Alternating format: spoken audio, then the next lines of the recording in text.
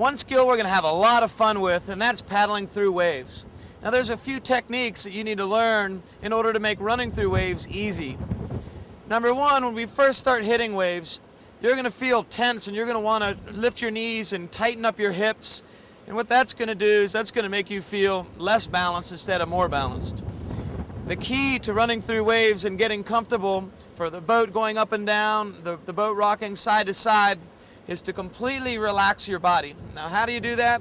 Think about just sitting in a chair. Literally plop your rear end on the seat, boom, and just sit there. Do not attempt to try to hold the boat right side up or to try to keep it from moving around. Sit in the bottom and let the boat do whatever the waves want to do to it. What that's going to do is allow you to keep your body right side up, actually separating your boat from your body, and the boat's going to rock around on the waves while your body's just going to sit there.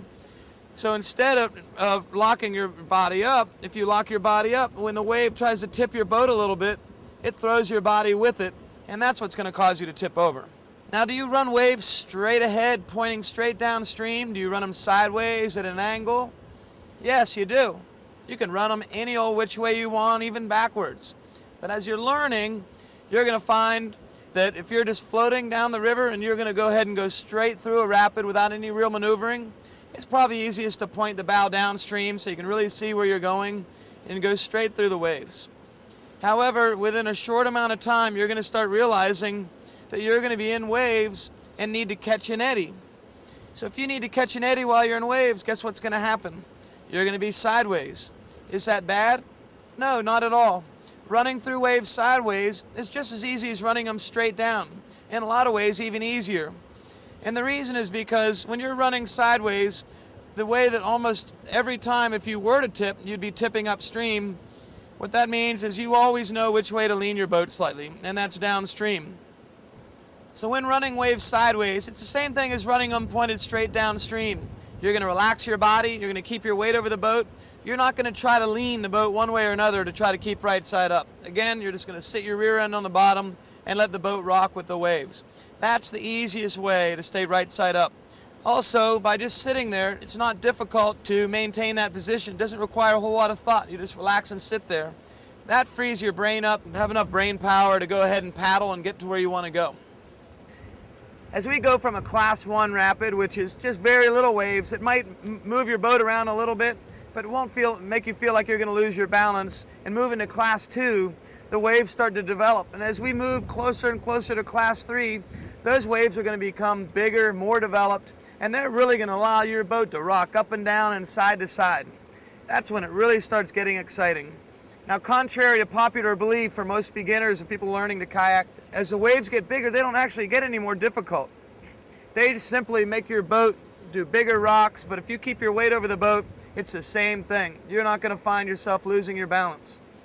Now, as you start getting up to Class 3, however, the waves not only go up and down, but they start breaking on themselves.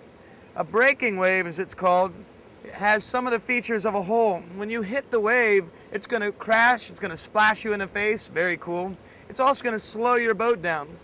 So one of the key elements to running through waves as they start to break is to keep your stern out of the water as it slows down so it doesn't try to catch your stern a little bit, cause you to lose your balance.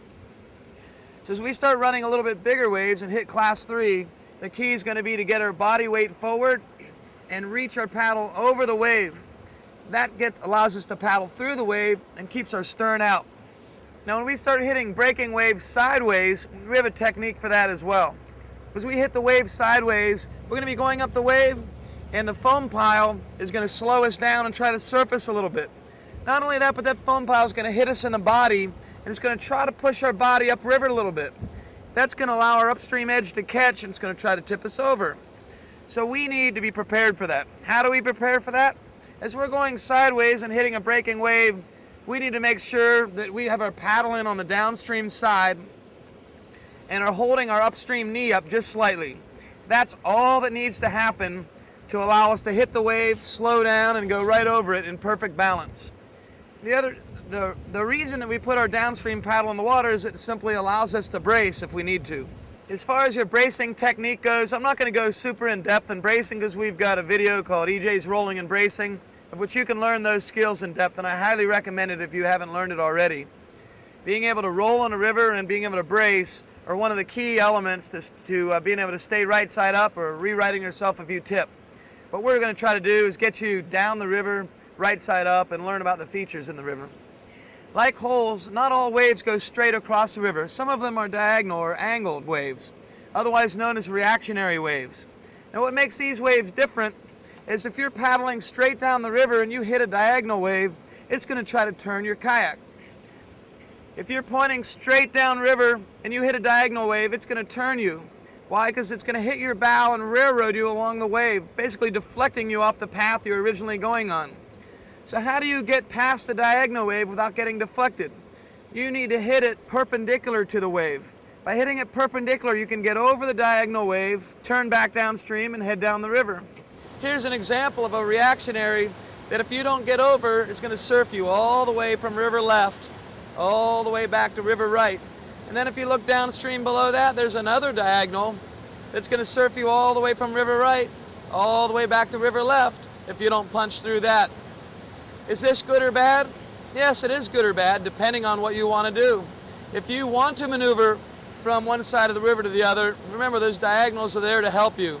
The real key to getting through the diagonal is getting speed up towards it before you hit it. If you float into it sideways, even perpendicular, it's going to slow you down and back surf you to the wrong side of the river. So remember, carry speed right through like Milt just did in that canoe. That was a perfect technique. Awesome.